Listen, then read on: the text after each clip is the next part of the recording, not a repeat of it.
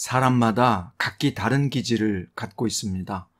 어떤 사람은 급한 기질, 어떤 사람은 아주 진중한 기질, 어떤 사람은 우호적이고 순종적입니다. 또 어떤 사람은 표현을 잘하고 쾌활합니다. 오늘은 베냐민 지파의 기질이 잘 드러나는 내용입니다. 그들은 굽힐 줄 모르는 기질을 갖고 있어요. 그들은 과연 어떻게 될까요? 오늘 말씀은 사사기서 20장 1절부터 16절이고요. 12절부터 14절까지 있겠습니다.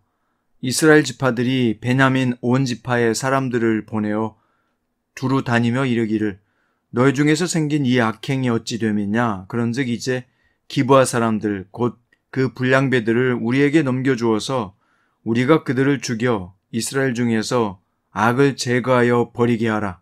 하나 베냐민 자손이 그들의 형제 이스라엘 자손의 말을 듣지 아니하고 도리어 성읍들로부터 기브아에 모이고 나가서 이스라엘 자손과 싸우고자 하니라. 아멘. 오늘 말씀의 제목은 문제는 기질이 아니라 붙잡힘의 문제다 입니다. 기브아의 범죄가 이스라엘의 내전을 불러왔습니다. 본문은 범죄가 일어나면 그 여파가 얼마나 큰지를 잘 보여주고 있는데요. 한 레인이 각 지파에게 보낸 끔찍한 메시지로 인해 모든 이스라엘 자손이 일제히 단에서부터 브엘세바까지 미스바로 모였습니다.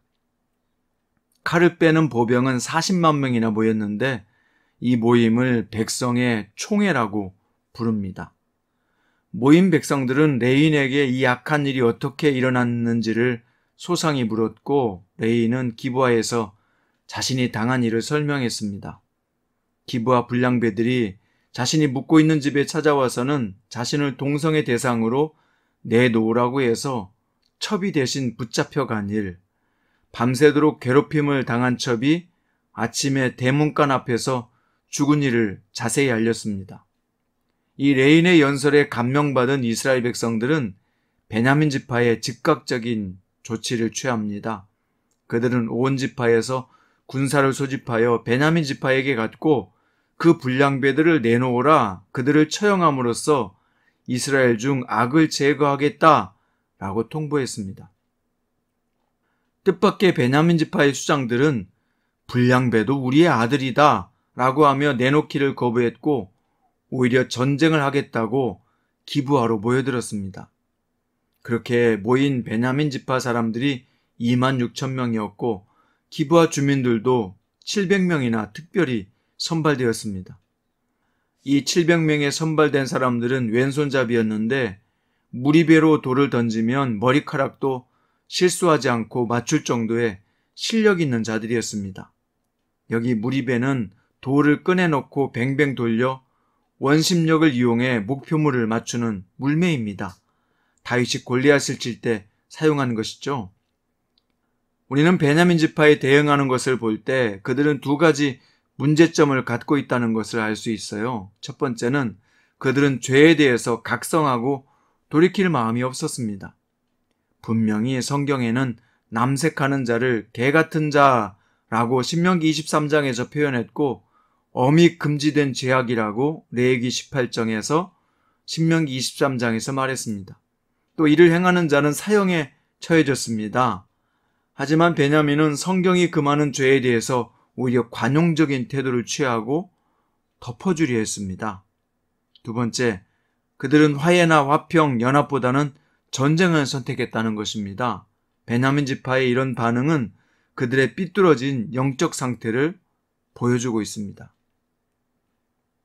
이런 사실을 볼 때 베냐민 지파가 얼마나 하나님 말씀을 하찮게 여기고 있는지 알 수 있습니다. 백성들의 총회가 행악한 불량배들을 처단하고자 하는 이유는 다시는 공동체에 이런 죄악이 퍼지지 못하도록 막고자 함이었습니다.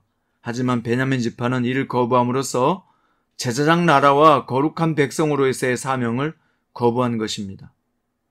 그럼 왜 베냐민 지파는 이런 식으로 문제를 풀어가려 했을까요? 우리는 먼저 베냐민 지파가 어떤 특성을 갖고 있는지, 그들이 어떤 기질을 가지고 있는지 살펴볼 필요가 있습니다. 창세기 49장에 보면 야곱이 베냐민 지파에 대해서 예언했던 기록이 나오는데요. 27절에 보면 이렇게 기록되어 있습니다.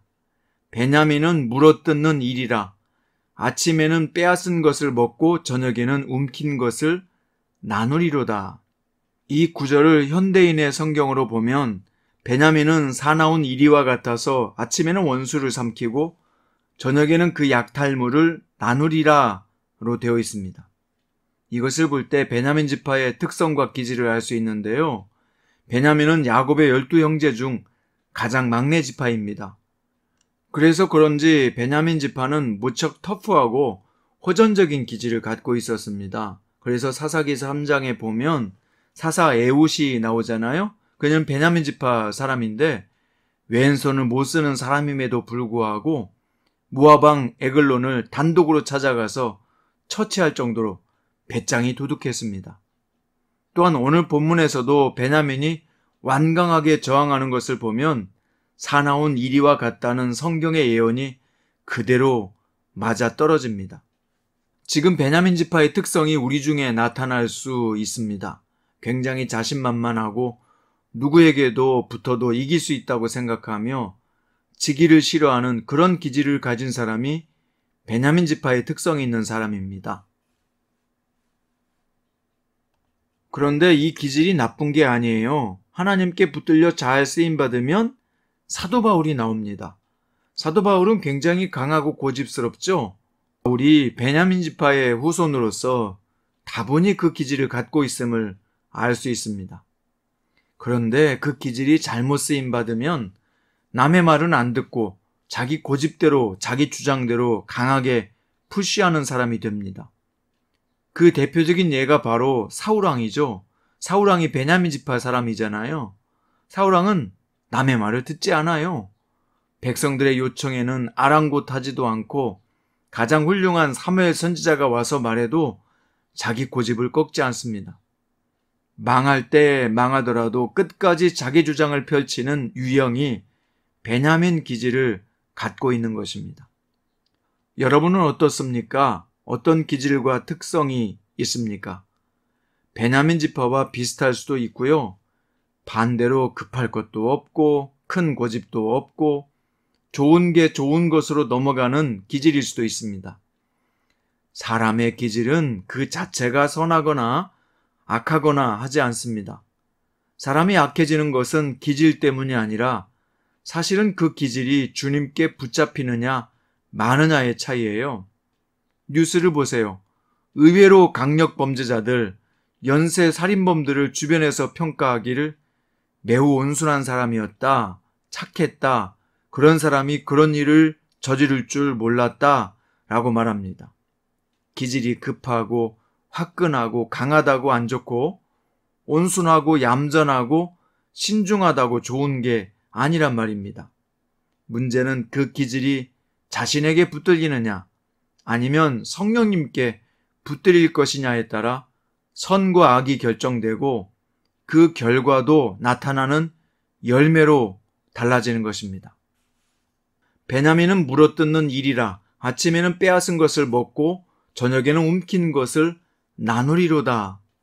겉에서 보면 물어뜯는 이리와 같은 터프한 기질을 베냐민이 갖고 있지만 그 속마음은 인정이 많고 불쌍히 여길 줄 아는 마음이 있어요. 그래서 아침에 빼앗은 것을 저녁에는 나눠줄 줄 아는 따뜻함이 있습니다. 그래서 베냐민 지파에서 사도 바울 같은 사람이 나오는 것이죠. 바울을 보세요. 굉장히 강하잖아요. 이성적이고 냉철합니다. 선과 악에 대한 기준이 분명하죠. 그런데 또 한 영혼을 진정으로 사랑하고 그를 위해 헌신할 줄 아는 속 깊은 사랑이 있는 사람입니다. 바울이 성령께 붙들리기 전에는 예수 믿는 사람들을 막무가내로 잡아들이고 심지어 스테반 집사를 죽이는데 앞장섰던 포악자요, 핍박자였잖아요. 다메섹으로 가는 길에 예수님을 만나고 회심한 이후에는 그의 기질이 변한 게 아니라 그는 기질대로 살았어요.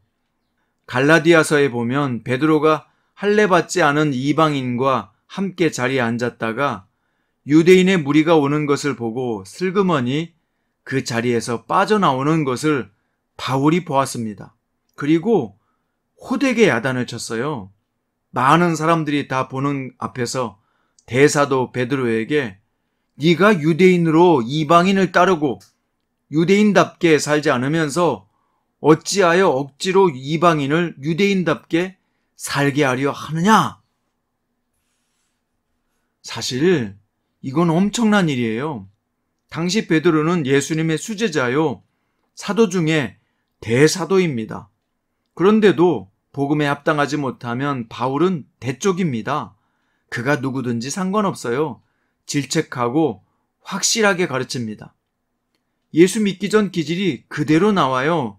하지만 영혼을 사랑함에 있어서는 바울과 같은 사람이 또 없잖아요. 그는 생명을 걸고 예수님을 가르치고 전파했어요. 여러분, 예수를 믿는다고 기질이 바뀌는 게 아니에요. 기질은 그대로이고 성령께서 그 기질을 사용하는 겁니다. 그러면 그가 기질대로 멋지게 쓰임받는 것이죠. 온유한 모세는 모세처럼, 인내를 잘하는 욥은 욥처럼, 신중한 다니엘처럼, 터프한 베드로처럼, 빈틈없는 야고보처럼, 성격 급한 요한처럼 말입니다. 우리는 그렇게 각자 각기 기질대로 쓰임받는 것이죠. 문제는 뭡니까? 성령에 이끌려 사느냐, 아니면 내 기질과 내 성격과 내 고집에 이끌려 사느냐입니다. 갈라디아서 5장 2절에 보면 우리가 성령으로 살면 성령으로 행할지니 라고 말했습니다. 퀴티 가족 여러분, 자신이 기질이 나쁘거나 잘못되었다고 생각하지 마세요. 우리는 각자 하나님께 다른 기질을 받았습니다. 오히려 그 기질을 발휘해서 행동하고 인간관계를 맺고 표현을 하고 일을 계획하고 처리하십시오. 성령께서 자신의 기질을 붙잡아 주시도록 오늘 또 기도로 시작하고 그분의 인도하심을 구하십시오. 성령께서 우리의 기질을 붙잡아 주시면 베냐민 같은 기질도 움킨 것을 나누는 복된 사람이 되는 겁니다. 오늘 또 성령께 붙들리는 복된 성도들 되시기를 축원드립니다. 기도드립니다. 성령님, 우리의 기질을 붙들어 주소서. 타인의 성격과 기질을 부러워하지 않게 하시고 우리의 기질대로, 성격대로, 특성대로 사용하여 성령의 열매를 맺게 해 주옵소서. 오늘 또 거룩하신 성령님의 인도하심을 구합니다. 귀한 깨달음을 주셔서 감사합니다. 사랑합니다. 주 예수님의 이름으로 기도드립니다.